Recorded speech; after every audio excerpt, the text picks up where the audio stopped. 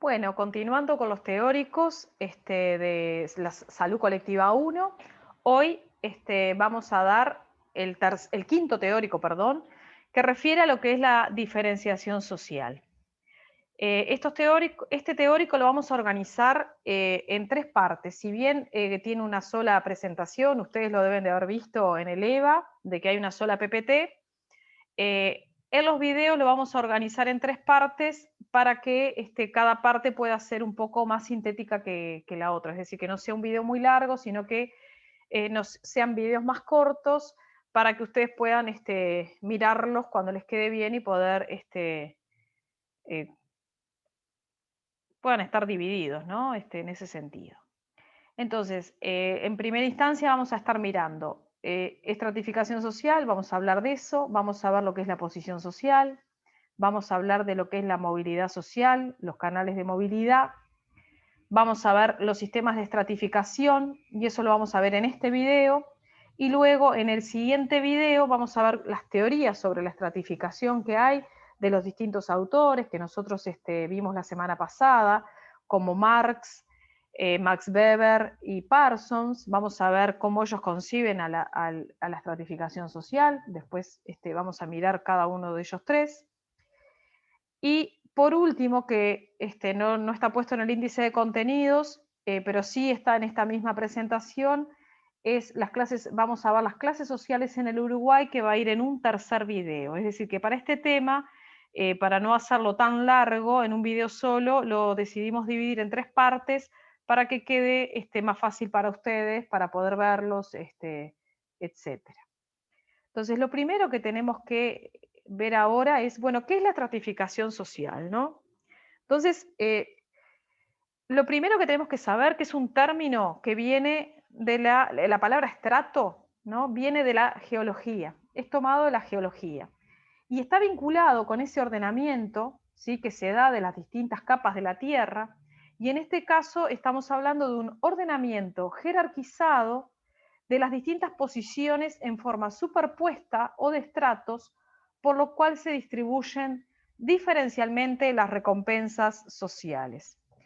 En este sentido hay que tener claro que hay posiciones, ¿no?, de las que se ocupan en la sociedad, ¿sí?, que se encuentran jerarquizadas y que esa jerarquización, es decir, que se establece con ese orden, se da por cómo se distribuyen las recompensas sociales en la sociedad. ¿Y a qué nos referimos con las recompensas sociales? Es decir, al valor que la sociedad le da, por ejemplo, a la riqueza, el poder, el prestigio, ¿no? El honor, que puede ser el prestigio por una profesión o por un título, el honor del que gozan algunas personas, ya sea por su poder, por su apellido, por la familia de pertenencia, ¿sí? Entonces, en función de eso y de lo que la sociedad considera como valor, es que unas personas se van a ubicar en ciertas capas superiores y que van a gozar de determinados privilegios, mientras otros se van a posicionar en las capas más bajas. Entonces, en ese sentido, este, hay distintas recompensas, ¿no?, que se dan en la sociedad, que están vinculadas con la cultura y que ellas se distribuyen de manera diferencial entre, las distintas personas de la sociedad. Entonces, en ese sentido es cómo se van generando los estratos. Es decir, la estratificación se da en base a esas recompensas y a cómo la sociedad las valora. Es decir, ya les digo, puede ser por temas económicos, por riqueza de quienes tengan más, quienes tengan menos, por prestigio, ya sea por apellido, por profesión, por la familia de procedencia, por honor, podría ser por poder. Hay distintas maneras de estratificar a una sociedad. Y más adelante vamos a ver de qué manera se han ido estratificando la sociedad. ¿Sí? Valga la redundancia de repetir lo mismo. Otro de los términos que tenemos que conocer es la posición social. ¿Sí? Las personas, como dice ahí, ocupan una posición o estatus en cada grupo al que pertenecen, ¿no? Y desempeñan, por ende, un determinado papel en cada uno de los grupos a los que pueden formar parte, ¿no? Pueden tener determinados roles pueden tener determinadas posiciones. Pero, ¿no? Cada persona, a ver, va a tener una posición diferente según la cantidad de roles que tenga la sociedad. Puede ser posición de, no sé, docente, de odontólogo, de padre, de madre, de hermano, de hijo, ¿sí? De tía, de tío, ¿no? Según la posición que cada uno tenga en la sociedad, va a tener distintos roles y distintos papeles. Pero va a haber un estatus clave, que es el que está aquí, ¿no? Que es aquel, sobre todo, que está vinculado con lo que la sociedad considera importante o culturalmente importante, ¿sí? Entonces, lo que va a determinar el lugar del individuo en el estatus clave va a ser ese lugar en el cual la sociedad lo coloca porque lo considera valorable e importante, ¿sí? Entonces siempre hay que conocer, para poder hablar del estatus clave de alguien, es bueno conocer cuáles son las cualidades que la sociedad considera valiosas para poder determinar cuál sería el estatus clave de esa persona. Pero puede haber, como se dice la autora, dice Marrero, consistencia o inconsistencia de estatus. Entonces, cuando hay consistencia de estatus, la persona que ocupa determinado lugar es consistente, es decir, se sitúa aproximadamente en el mismo rango de cada jerarquía, ¿sí? Por ejemplo, la autora coloca un ejemplo que habla de una persona con un puesto muy destacado en una empresa, cuyo salario se sitúa a la altura, ¿no? Su salario es alto según el cargo que ocupa, y además, por ejemplo, es un miembro muy respetado de algún club o más o menos exclusivo, ahí hablamos de que hay una consistencia de estatus. Es decir, la persona tiene un puesto destacado en la empresa, el salario acompaña ese puesto destacado en esa escala de ingresos, un ingreso alto, y además, en el caso del ejemplo, ¿no? Y además es un miembro muy respetado de determinado club social exclusivo, ¿no? Lo mismo puede suceder al revés, ¿no? Una persona con determinado empleo, que tiene determinado salario, quizá un salario bajo, con un empleo quizá en servicios, que sabemos que no son salarios muy altos, y bueno, está acorde y hay una consistencia de estatus entre el lugar que ocupa laboralmente, el salario que percibe y el estatus que posee, ¿sí? Pero puede pasar que haya inconsistencia de estatus. Entonces, ¿de qué hablamos cuando hay inconsistencia de estatus? Por ejemplo, es cuando una persona, y pensando en un ejemplo como en el que recién mencioné, cuando una persona, por ejemplo, tiene o determinado título, ¿sí? Y salarialmente quizá no percibe un salario acorde o no ocupa un puesto acorde al título que posee, ¿sí? Por ejemplo,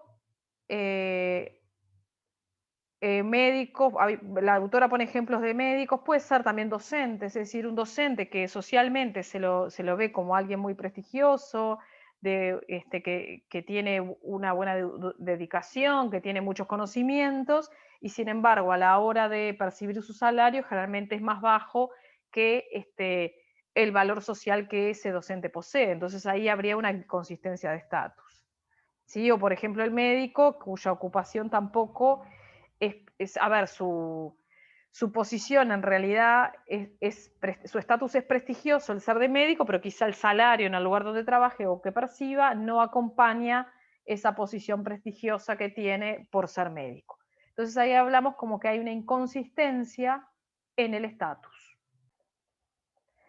Dentro de esto mismo también pueden haber posiciones adquiridas o ascriptas. Entonces las ascriptas son aquellas que tienen que ver con lo que ya con lo que tenemos, ¿sí? El sexo, por ejemplo, la edad, nuestra relación de parentesco, ¿sí? Con las personas con las que nuestra familia, ¿no? Entonces, bueno, en ese sentido son posiciones adscritas o atribuidas que están vinculados con el grupo del cual formamos parte. Y también pueden estar las posiciones adquiridas, que son aquellas que hemos adquirido a través de el aprendizaje de determinadas habilidades o aprendizaje a través de la educación, los conocimientos, ¿no? Como que vamos adquiriendo cierta experiencia y eso puede llevarnos a tener una posición adscripta y que nosotros hemos construido, ¿no? Entonces, por ejemplo, acá la autora pone un ejemplo que coloca de la posición adquirida, coloca que puede ser la posición de padre, que es reconocido socialmente como tal, no siempre es el padre biológico, por ejemplo. Es decir, que quizás sea un padre que es adoptivo, ¿no? De un niño y bueno, y tiene una posición adquirida de padre de ese niño. Pero bueno, capaz que el ejemplo es un poco, no es lo más claro, pero sí una posición adquirida sería, por ejemplo, cuando una persona, no sé, adquiere conocimientos, estudia, adquiere cierta experiencia y se ubica en otra posición, una posición que adquiere gracias a sus estudios, por ejemplo, y a la educación que obtiene. Y después, ¿cuáles serían los determinantes del estatus? Sería, por ejemplo, el prestigio social, que nos determina el estatus en el cual estamos o pertenecemos, las propiedades y la riqueza también es un determinante de estatus, el poder que gozan las personas o que tiene un individuo que puede ejercer, el nivel y el tipo de educación, un poco pensando en el anterior, el género, la edad, la etnia, podría ser otro determinante de estatus, así como también la autora menciona, por ejemplo, la religión también. También menciona, pero no vamos a ahondar mucho en eso, en que cada estatus tiene determinados símbolos o formas de identificarse o representarse esos estatus, ¿no? Tienen determinados símbolos que uno los puede identificar fácilmente. Y después hablamos también, es importante esto, de la movilidad social. ¿Tá? Entonces, la movilidad social, como dice ahí la diapositiva, es el pasaje de una persona o grupo de personas de una posición social a otra. ¿Sí? A través de la movilidad, las personas suben en la escala social, pero también a veces es frecuente el descenso. Por eso es que hablamos de que hay movilidad vertical y ya puede ser, como dice acá, ascendente o descendente. Por ahora me voy a quedar acá. La movilidad ascendente o descendente va a estar vinculado con, por ejemplo, si una persona mejora, cambia de trabajo, mejora su remuneración, quizá cambie de escala social o de clase social y lleve a que se ubique en otra clase social, ya sea hacia arriba o hacia abajo, ¿no? En el sentido de, bueno, si cambia el empleo y tiene una mejor remuneración, va a estar y mejoran sus condiciones de trabajo, va a subir a la escala social. Si pierde el empleo, puede pasarle que suceda lo contrario, ¿no? Que haya una movilidad vertical pero descendente. Y en el caso de la movilidad horizontal, son, por ejemplo, personas que puede tener algún cambio, ¿sí? En lo que es el trabajo o en la remuneración o un cambio de residencia, pero que no implica demasiados cambios en su estilo de vida. Entonces, en realidad, no cambia de clase social, pero sí puede dentro de la misma clase mejorar un poquito. Es como que hay una movilidad horizontal. Pueden ser incluso combinadas los tipos de movilidad, las cuales las personas pueden ascender y descender en la jerarquía social al cambiar, por ejemplo, el lugar de residencia incluso. Puede darse también de esa manera. La movilidad social va a caracterizar a las sociedades como abiertas o cerradas, es decir, ahora después en los sistemas de estratificación nosotros vamos a ver que las sociedades pueden ser abiertas, cerradas o semicerradas. Y eso va a depender de la capacidad que tiene esa sociedad en que las personas puedan o subir de clase social o bajar de clase social, es decir, esa movilidad que se permita de una clase social a otra. ¿Sí? Entonces, en ese sentido, es cómo se van a clasificar.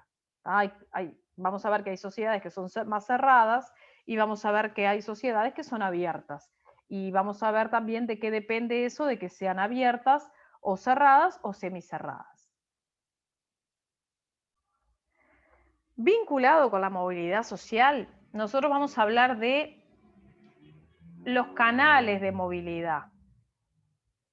¿Sí? Dentro de los canales de movilidad nosotros tenemos a la familia, a la enseñanza formal, a la movilidad intra o intergeneracional y la movilidad estructural. La familia, por ejemplo, por lo general está vinculado a los deseos, por ejemplo, expectativas que tienen los padres, ¿no? De que sus hijos asciendan socialmente, ¿sí? O bueno, que se conviertan en profesionales cuando ellos quizá lo intentaron y no pudieron, o es como un deseo familiar que está dentro del seno de la familia, y eso hace muchas veces que los padres inviertan en sus hijos para que sus hijos puedan lograr un estatus superior al que ellos tienen. ¿Tá? Eso puede ser un canal de movilidad en esa expectativa que colocan los padres y que por lo general en nuestro país está muy vinculado con la educación, con la enseñanza formal, porque al haber gratuidad en la enseñanza, se trata de garantizar el acceso universal a la educación de todos y se sabe que la educación es un canal de movilidad, ¿sí? Entonces, en ese sentido, hace que las personas puedan intentar ocupar o acceder a nuevas y mejores posiciones ocupacionales y sociales también, ¿no? Y también mejores niveles de consumo, una participación social diferente. Entonces, a través de la enseñanza, se puede, educándose, lograr eso.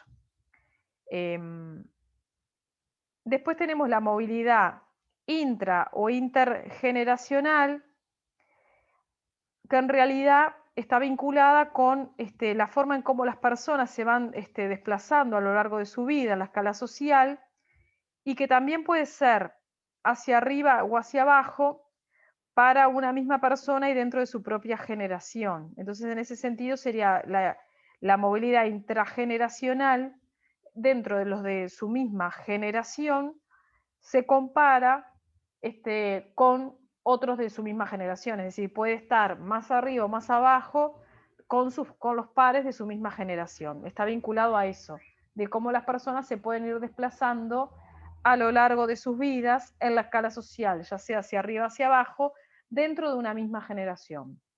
Pero en el caso de la intergeneracional, está hablando de una movilidad que se da de una diferente a la generación, por ejemplo, de los padres o, bueno, de los hijos, ¿no? En el caso de los hijos que, que uno tenga, ¿no? Entonces, en ese sentido, es donde se compara la posición social de las personas con la de sus padres en términos, por ejemplo, de ocupación, educación, ingreso, ¿no? Que obviamente está muy vinculada a la primera, también de la familia, ¿no? Que tiene que ver con las expectativas de los padres, que quieren que sus hijos estén mejor en su situación, estén en una escala social diferente a la de ellos, que en nuestro país se da mayormente a través de la educación, y obviamente se puede lograr con más o menos suerte a veces de mejorar esa situación, de generar esa movilidad intergeneracional y estar en otro estatus social. Y después está la movilidad estructural, que tiene que ver más con la estructura social, es decir, con la sociedad en sí entera. Entonces, por ejemplo, si al país le va bien económicamente, ¿no? Hay más, y se produce mayor generación de empleo o lo que fuere, hay una movilidad general de todo el país, ¿no? Hacia arriba. Y cuando eso no sucede o hay una crisis económica o una crisis como nos sucede ahora con el tema de la pandemia, hay una movilidad social, sobre todo de algunos, hacia abajo. ¿Sí? Entonces hay como una movilidad estructural, es cuando se mueve bastantes clases o bastantes grupos sociales dentro de la misma sociedad. Entonces, cuando en una sociedad se producen cambios, como por ejemplo el aumento de la generación de empleo, hay una mayor cobertura educativa de los servicios de salud en general, se obtiene un mejoramiento general de las condiciones de vida de la mayoría de la población. Entonces, en este caso, se puede hablar de que la sociedad se mueve toda junta hacia arriba. Cuando esto es al revés, es cuando, por ejemplo, como hablábamos hoy, cuando puede haber alguna crisis, y en ese caso los cambios estructurales redundan en un deterioro de las condiciones de vida de grandes sectores sociales. ¿Sí? Bueno, y ahora vamos a comenzar con los sistemas de estratificación social que han existido y que existen, de hecho, en algunos lugares aún, en la historia, ¿no? De las maneras de estratificar a la sociedad. Entonces vamos a tener tres tipos de sistemas de estratificación, tres tipos, que son las castas, los estamentos y las clases sociales. Las castas, como dice ahí, poseen movilidad mínima y máxima jerarquización y separación de estratos, separación física y geográfica, interdependencia, y está relacionada con una especial visión del mundo y una concepción religiosa. En este caso hablamos del sistema de castas hindú que se da en la India, donde, como dice en la diapositiva, hay una movilidad social mínima y hay una máxima jerarquización y separación de estratos, es decir, que en este caso prácticamente no hay movilidad, es decir, que las personas que nacen en determinada casta van a seguir estando siempre en esa casta, entre ellos están separados, hay mucha separación, segregación entre un estrato y otro, y simplemente la interdependencia es porque se necesitan unos a otros, pero en lo que se llama, por ejemplo, lo de servicios, es decir, las castas más altas necesitan de las castas más bajas para realizar, por ejemplo, la tarea doméstica. Otra de las cosas que tiene el sistema es que, por lo general, las personas que están en cada casta tienen como determinados oficios que tienen que realizar. No es que todos realizan todo, que cada uno elige qué hacer. No, si yo nací en determinada casta, voy a estar habilitado, voy a tener que ocuparme de realizar tales tareas en la sociedad. Entonces, bueno, esto se mantiene por un tema de creencias, de concepción religiosa que tiene que ver con la reencarnación, ¿no? Como tiene el sistema hindú, que habla de eso, ¿no? Que uno tiene, a ver, se mantiene en el sentido de que uno está en determinada casta y si como si va en contra de esa casta, luego su reencarnación quizás va a ser una casta inferior.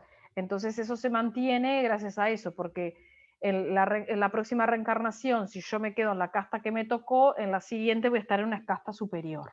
¿Tá? Entonces, bueno, ahí ustedes tienen el texto, por ejemplo, que están los brahmanes, reyes y guerreros, que tienen un nombre que no puedo pronunciar mucho, Vaisya, cuidadores de ganado, los Sudra, criados y trabajadores manuales, y incluso hay un estrato que es inferior al último, al de los Sudra, y que está fuera del sistema de castas, es decir, que serían los intocables o descastados. ¿tá? Es decir, que cada casta va a tener distinto grado de dignidad, con diferentes funciones y jerarquizados según el honor social. Y van a estar totalmente separados unas de otras, lo único que va a estar la interdependencia, que tiene que ver con el tema de los servicios o de la necesidad de otro de otra casta para que realice determinados trabajos que los de las castas quizá más altas pueden necesitar. Y después, bueno, la separación física y geográfica, obviamente porque viven separados, no se vinculan entre sí, salvo en esa interdependencia más bien de laboral, si se quiere. Además también son endógamos, como se les llama, es decir, que solo entre sus miembros pueden contraer matrimonio dentro de una misma casta. Y bueno, cada miembro de la casta pertenece de por vida a aquella casta en la cual nació, como ya lo mencioné, y cada casta forma un grupo cerrado y la movilidad obviamente es básicamente imposible. Después ustedes tienen en el texto más cosas como para poder leer, porque es un sistema un poco, es un poco interesante, pero bueno, no es de los mejores sistemas que uno esperaría en el pleno siglo XXI, ¿no? Pero bueno, es respetable también. Después tenemos los estamentos. Y este sistema data desde la Edad Media, más o menos. Entonces tenemos, es semicerrado, tenemos que también se da en estratos separados, que tienen límites bien precisos, con una movilidad entre estratos, perdón, dificultosa, pero que se puede. Y se da obviamente por herencia, ¿no? Como dice ahí, tiene un carácter hereditario de las posiciones sociales, es decir, se hereda lo que es, ya sea por consanguinidad, ¿no? Muchas veces por el tema del linaje, ¿no?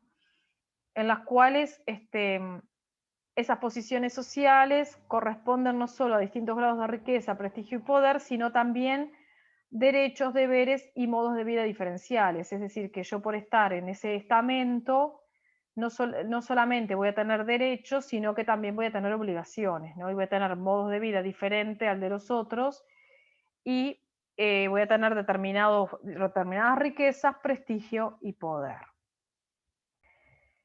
En aquel entonces, por ejemplo, en la Edad Media, ¿no?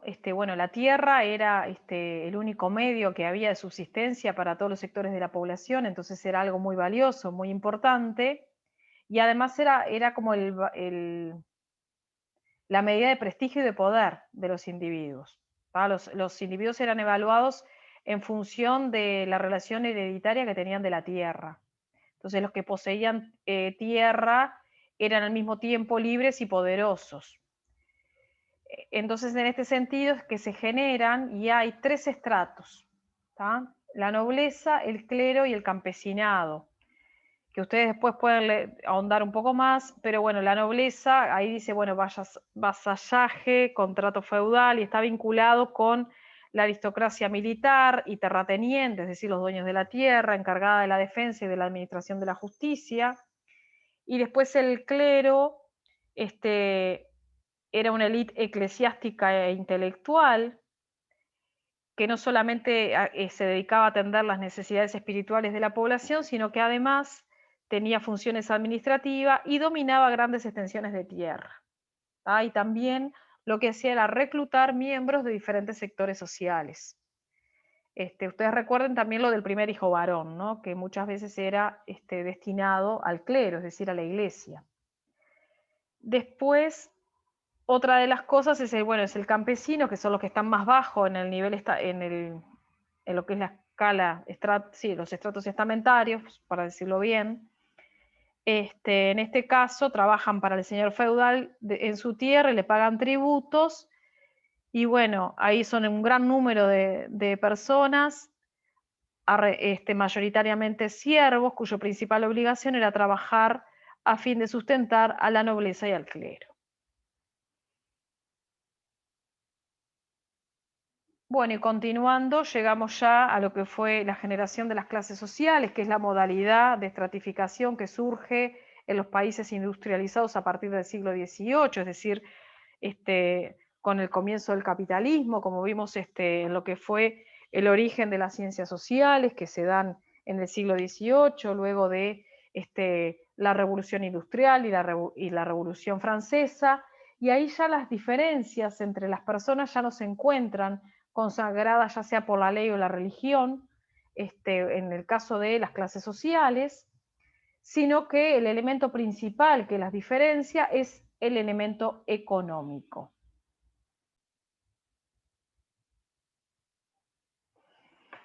Entonces, en este sentido, tenemos un sistema relativamente abierto, es un grupo que obviamente no se da, a diferencia de los castas y los estamentos, no es un grupo que se dé por lo religioso, bueno, ya lo mencioné, o jurídico, sino que las diferencias a las ventajas sociales de las que gozan los distintos estratos no se encuentran consagradas obviamente ni por la ley ni por la religión.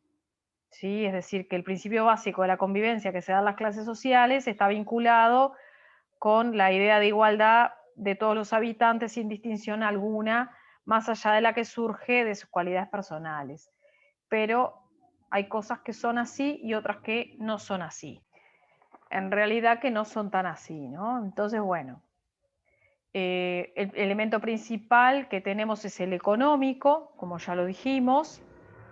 Es un sistema relativamente abierto, como dice ahí, ya que esto no significa que haya una movilidad tan fluida entre una y otra, simplemente que existen las posibilidades ciertas de ascenso social. Después, las clases sociales se encuentran también separadas, como dice ahí, por distinciones de clase, es decir, por distintos estilos de vida, a través de los cuales se consolida la identidad de los distintos grupos de estatus que forman parte de las clases sociales, y se busca controlar obviamente el ingreso a los estratos superiores desde posiciones subalternas, es decir, como que no todo el mundo pasa de un lado a otro. Una de las cosas que hace a los distintos grupos como que tienen determinada en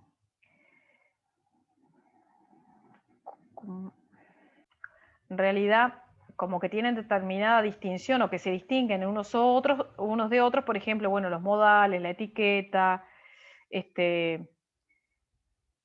costumbres, determinados grupos, ¿no? Como que ahí está muy vinculado con lo que es el estilo de vida, ¿no? En ese sentido, cada clase social comparte determinados estilos de vida, ¿no? Y que se encuentran separados por lo que la autora llama distinciones de clase. Y la otra cosa es que en la clase social está formada por un grupo de personas que tienen oportunidades semejantes en función de su inserción en el sistema de producción social. Es decir, por lo general, las personas que pertenecen a una misma clase social tienen oportunidades parecidas de obtener determinadas recompensas, ya sea a través de bienes materiales, perdón, de poder, de prestigio o de lo que es la salud y la educación, ¿sí?